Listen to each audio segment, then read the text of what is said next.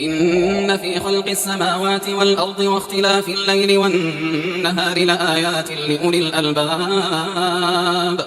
Berikutnya selanjutnya. Assalamualaikum. Waalaikumsalam. Apakah Abu Hurairah berbuat bid'ah dengan zikir 12.000 di kitab Nihayah wal Bidayah? Jadi gini, ketika kita ngomongkan bid'ah, prinsipnya adalah ketika bid'ah itu adalah itu pertama wilayahnya ibadah makhluk. Kemudian yang kedua dirutinkan. Kemudian yang ketiga tata caranya dikhususkan. Kemudian yang keempat meyakini bahwasannya ini yang benar. Nah ini yang salah. Artinya gini, kalau misal jangankan Abu Hurairah, saya gitu kan, setiap hari mau zikir 12.000 kali nyebut nama Allah gitu, Allah Akbar, Allah Akbar, Allah Akbar gitu kan. Tapi saya nggak meyakini itu dari sunnah Nabi. Saya cuma karena waktu longgar aja, kemudian saya berusaha berzikir dan bisa 12.000 gitu kan. Saya berusaha memaksa diri saya untuk 12.000, maka insya Allah itu tidak bid'ah. Tapi ya jangan terus setiap hari, karena tadi loh rutin.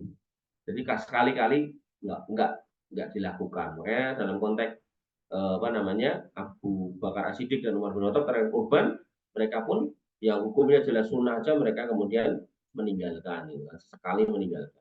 Nabi SAW juga demikian, gitu kan, ditungguin jamaah untuk sholat tarawih nggak datang, dan Nabi mengatakan aku khawatir, gitu, nanti kamu anggap wajib, padahal jelas sunnah. Maka apabila memang nggak ada dalil, ya kemudian dengan angka-angka tertentu, maka prinsipnya sebenarnya boleh awalnya. Tapi ketika diyakini harus segitu, kalau nggak segitu nggak sah, caranya ya harus begini, waktunya ya harus pas malam Jumat Kliwon misalnya itu, nah itu udah masuk di bid'ah. Ya, ketika ini masuk di bid'ah maka ya kita tinggalkan. Artinya dalam konteks Abu Hurairah saya nggak meyakini beliau itu kemudian merutinkan setiap hari 12.000.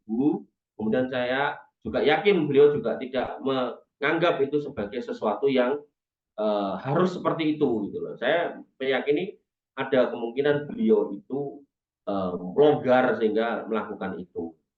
Contoh misal kayak Imam Bukhari. Imam Bukhari itu setiap nulis hadis beliau istikharah. Nah, menurut penjelasan dari Ustadz Zulkarnain Sanusi, saya sendiri belum pernah membaca tentang manakib Imam Bukhari atau tarikh Imam Bukhari, bagaimana beliau menulis hadis, tapi menurut Ustadz Zulkarnain itu beliau kalau menulis hadis itu sholat istikharah dulu 2 rakaat. Apakah itu bid'ah? Enggak. Gitu kan. Nah, sehingga kalau beliau misal semalam itu nulis 100 hadis, ya, berarti dibagi 2 rakaat, berarti kan 200 rakaat beliau sholat. Apakah itu bid'ah? Enggak. Gitu. Karena bisa jadi semalam ini nulis 100, malam besok nulisnya 50, atau sebelumnya nulisnya enggak 100 gitu. Nah, perbedaan-perbedaan ini menunjukkan bahwasanya tidak diyakini atau tidak dirutinkan dengan cara yang loh, tapi beliau setiap nulis istikharah. Istikharah baik pada setiap kesempatan, dan istikharah itu tidak cuma untuk menentukan atau ketika kita dilamar milih, bingung milih si Angga apa si Eko, nah, bingung kan. Nah, akhirnya dadak istikharah gitu kan. Enggak cuma soal itu, ketika soal kerjaan juga sama. Mau kerja jadi petani atau pedagang, istikharah boleh. Mau sekolah di Indonesia atau di luar negeri, yaitu istikharah boleh. Atau mau apa namanya, misalnya punya duit gitu kan. Ini enaknya buat umrah apa buat nikah, itu boleh istikharah.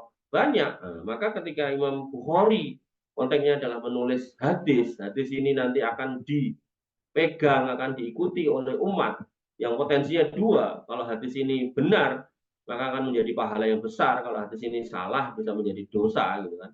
Maka wallahu alam kehati-hatian beliau istikharah agar harapannya Allah mudahkan dalam menulis yang baik-baik, walaupun dalam konteks sekiranya beliau nulis yang salah gitu kan, bisa jadi itu masuk dalam konteks ijtihad yang mana beliau tetap dapat pahala, nggak dapat dosa, karena beliau sudah jujur dalam apa namanya, menerapkan kaidah-kaidah keilmuan. Yang dosa itu nek sengaja berdusta. Makanya Nabi SAW mengatakan man kadzdzaba alayya muta'ammidan. Jadi dusta yang sengaja, tahu kalau itu salah, tahu kalau itu hadis dhaif, tahu kalau itu hadis palsu, tetap ditulis.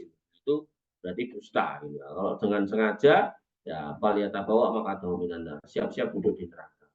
Itu ya. Jadi terkait bid'ah harus dipahami, ya bukan soal angkanya, tapi soal dulu diyakini harus seperti itu, caranya khusus, waktunya khusus.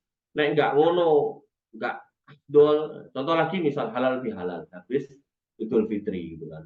Nah, ketika itu adalah sebuah momen di mana kita ngumpul, kemudian ketemu dan saling silaturahmi, itu nggak apa-apa. Tapi kalau diyakini kalau nggak halal bihalal posone nggak sah lah itu bid'ah.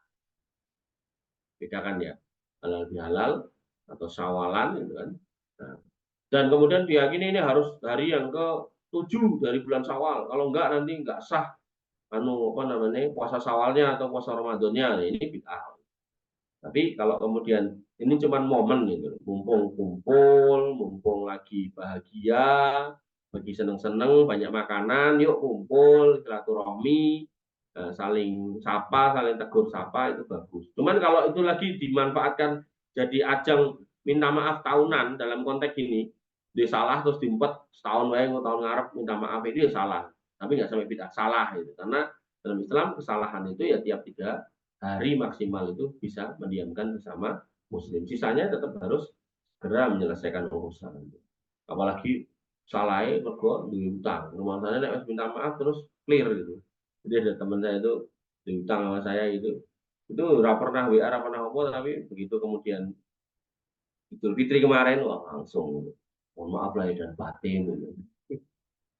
Kemudian lunas utang itu. Ya enggak lah, beda konteks ya. Minta maaf sama bayar utang itu beda. Kecuali maafkan saya ya yang nggak bisa bayar utangnya, tolong dilunasi, tolong dilunaskan. Teman tak jawab ya wis nggak apa-apa tak lunaskan itu baru sah. Gak ada kata-kata gitu, Tuhan mohon maaf lahir batin, apa apa ya, Allah taala.